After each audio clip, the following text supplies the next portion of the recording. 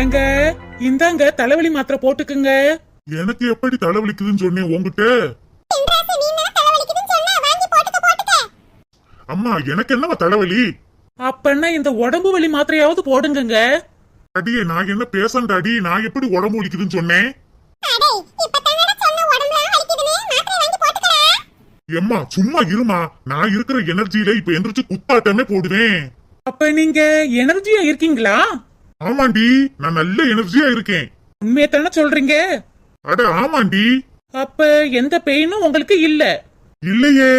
அப்ப நான் ஒரு பக்கெட் நிறைய துணியை நிறைய ஊற வச்சிருக்கேன். இந்த எனர்ஜியோட போய் நல்லா துவைச்சிருங்க.